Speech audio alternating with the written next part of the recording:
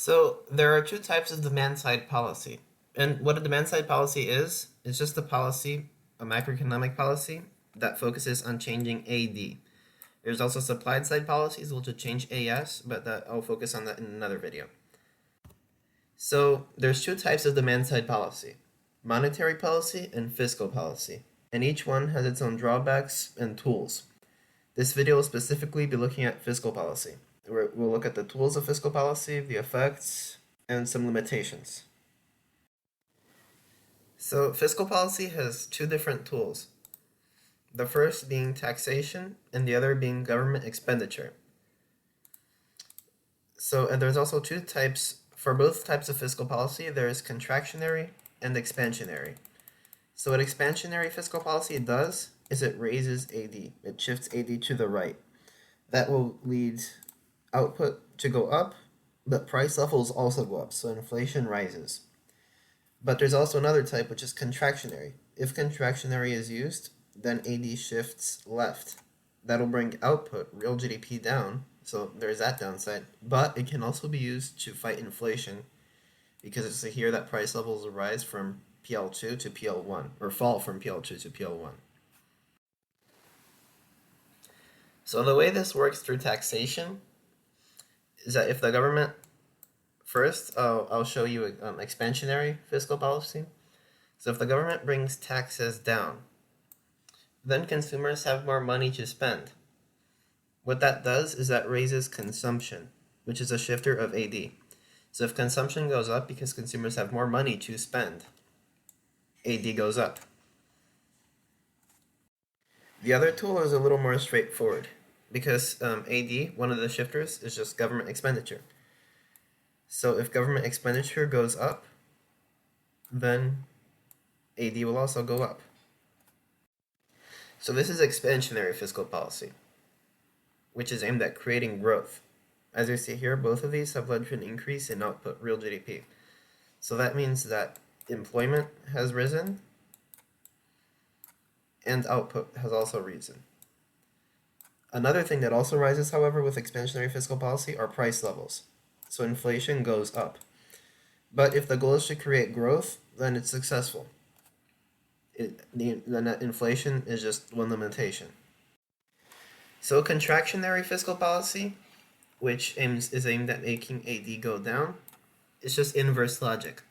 So instead of lowering taxes, the government will raise them. Raising taxes will mean consumers have less money to spend, so consumption will go down, and AD will go down. That is problematic for employment and output, because instead of growth, their output in the economy will fall, real GDP falls. So why do the governments do this? Inflation. Because AD shifting left will bring inflation down. So if the government is struggling with inflation, something that you'll see them often doing is raising taxes or lowering government expenditure. As I mentioned, that's another tool of fiscal policy. So if the government lowers government expenditure, and remember, every time we talk about government expenditure, we are talking not about transfer payments, but indirect physical, like capital, like infrastructure, things like this. That's government expenditure in this sense. Transfer payments can change consumption, so keep that in mind, because the people can have more money to spend if the government gives them money, so that can bring consumption up. But here we're talking mainly about infrastructure and other government types of spending. So if government spending falls, AD falls, price levels fall. So this is a tool for controlling inflation, for maintaining low inflation rates. And of course, the limitation with that would be that inflation is cut, which has its own benefits, but output will fall. So as any policy, fiscal policy does have its limitations. The first, which can be applied for almost any policy in economics, is time lags. Policies take time to take effects, so the effects on the economy are not immediate. The next one is political opposition. Since fiscal policy deals with two unpopular things, taxation and government expenditure, there can be some gridlock, which makes the policy take longer to enact. And it can also be unpopular because some people may not like higher tax rates, for example, because they want to keep more money. Or they may not want to lower the tax rate because they want the government to be able to spend more on, let's say, welfare programs. Expenditure is also unpopular to change because some may not want to raise government debt. So that is a fear. Another aspect of this, oh, well, that's the fear of unsustainable debt. I just mentioned that. Specifically for expansionary fiscal policy based on raising government expenditure. The next one is crowding out, and that takes a little longer to explain, so I'll get to that after the next one, which is it targets the wrong type of inflation. So inflation, higher price levels, can be caused by either AD shifting right or aggregate supply falling. So if the inflation is being caused by a fall in AS, bringing AD down is not going to do anything because what's happening is the aggregate supply is falling. So it's targeting the wrong type of inflation. It doesn't match, the policy does not match the issue.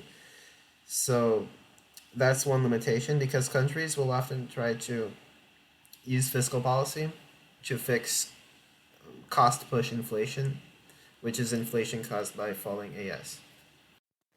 So crowding out is specifically a concern with the expansionary fiscal policy, which is focused on lowering taxes and raising government expenditure. Both of those will drive up debt, raise the government deficit, the budget deficit.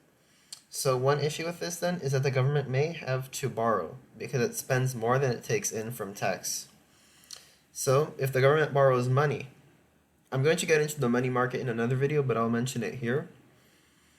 If the government borrows money, it leads to the demand for money shifting right, which raises interest rates. I'll sketch that out really quickly here.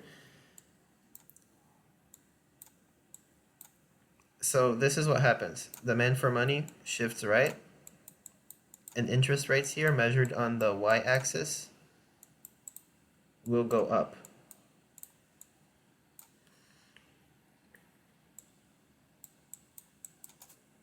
So what do interest rates have to do with this? Well, interest rates do have many macroeconomic concerns. So if interest rates go up, I mentioned this in the video about basic macroeconomics, it's more expensive to borrow. What happens then? Consumption goes down and investment goes down since businesses won't borrow because it's more expensive, so they won't invest in capital. Both of those will lead to AD falling, which is the exact opposite of what expansionary fiscal policy tries to do. So it just counteracts itself. Therefore, the policy is not effective if it leads to crowding out. But there is one way to fix this. Instead of lowering taxes and raising government expenditure, the government can instead raise both. It can raise taxes and government expenditure. Therefore, the higher taxes will pay for the government expenditure, and the government won't need to borrow money. If the government doesn't borrow money, then none of that will happen and the interest rates won't go up. So consumers and firms won't be crowded out. So the policy won't have the crowding out limitation. But you might think that the rise in taxation, which is a tool of contractionary fiscal policy, will cancel out the government expenditure. But that's not necessarily the case. Because the effect of government expenditure on AD is greater than what is the effect caused by raising taxes. So AD still goes up and crowding out doesn't happen. This video is getting a little long, so I think I'm going to leave monetary policy to a different video. So that's pretty much it for fiscal policy.